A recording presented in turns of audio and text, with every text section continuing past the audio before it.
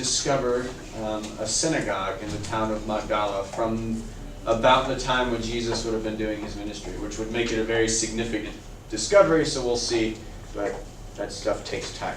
Lots of writing has to be done. So we'll see what happens in the next couple of years. But turn to John. This video focuses a lot on John's vision of who Mary is, and so we'll read a little bit about her witnessing. As the video said, she becomes the first witness to the resurrection, and that in and of itself is a very, very significant piece that is often overlooked. John chapter 20, we're going to read the first 3 verses, and then we're going to skip a couple. So who didn't get to read back here in the corner? Just 3 of y'all? 1791. 1790.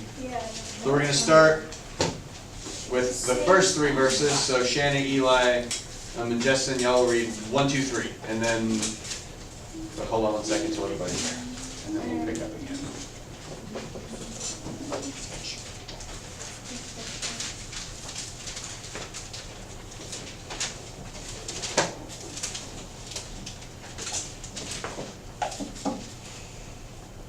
All right, go for it, Shanna. Verse 1, 20 verse 1. Okay. Early on the first day of the week, while it was still dark, Mary Magdalene came to the tomb and saw that the stone had been removed from the tomb. So she ran and went to Simon Peter and the other disciples, the one whom Jesus loved, and said to them, "They have taken the Lord out of the tomb, and we do not know where they have laid him." Then Peter and the other disciples set out and went toward the tomb. Yep, there we go. So, she's the first witness to the empty tomb on that first Easter, all right? Now, it called her the apostle to the apostles, all right? We call the 12 disciples the 12 apostles in the book of Acts. That word apostle literally means witness to the resurrected Jesus. So Mary is the first one. Very, very, very significant role for her to be the first witness. So she goes and tells everybody, and as the video demonstrated, Simon Peter and the other disciple, they're still a bit skeptical. So we'll pick up here. We're going to start again with verse 11 and read through verse 18. So start with Cora and then wrap around again. So Mary stood weeping outside the tomb, and as she wept, she bent over to look into the tomb. And she saw 2 angels in white sitting where the body of Jesus had been laid, one at the head and one at the other end of the feet. They said to her, "Woman, why are you weeping?" She said to them, "They have taken away my Lord, and I do not know where they have laid him." Then Peter and the other disciple When? No, 14. 14. Then 14, 1 here. When she When? when she had said this, she turned around and saw Jesus standing there, but she did not know that it was Jesus. Jesus said to her, "Woman, why are you weeping? Whom are you looking for?" Supposing him to be the gardener, she said to him, "Sir, if you have carried him away, tell me where you have laid him, and I will take him away." Jesus said to her, "Mary." She turned around and said to him in Hebrew, "Rabboni," which means teacher. Jesus said to her, "Do not hold on to me, because I am not yet ascended to the Father, but go to my brothers and say to them, I am ascending to my Father and your Father, to my God and your God."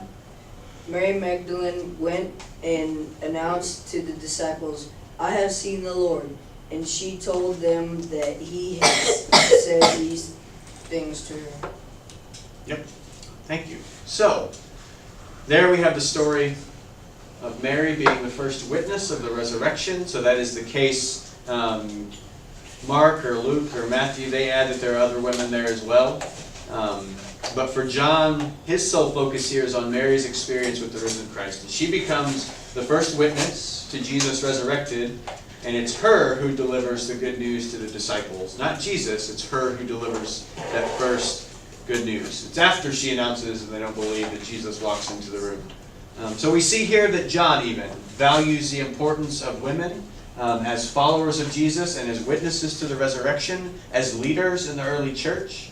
Luke, if we were to look at how Luke views women in his gospel, they're kind of always a part of the crowds, but they're financially supporting it. That's one of the theories that scholars have about Luke, is that he actually understands that women are big financial big financial supporters of the movement. Because you think about Jesus and his disciples traveling, who's going to pay for all that stuff, right?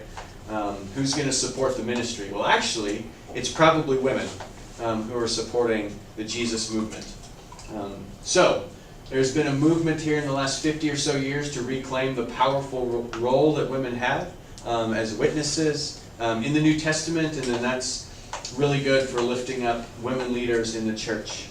For some reason, we've been almost 2,000 years behind the curve that the New Testament sets. So I guess it's better late than never. As I said, women are probably financially invested in this movement, though none of the gospel writers will name them as disciples. There's a lot of power and support of women. And our next video is actually going to take us to a woman that's often overlooked, and we actually don't have a whole lot of experience with her in the New Testament, but her name is Lydia. Who's that?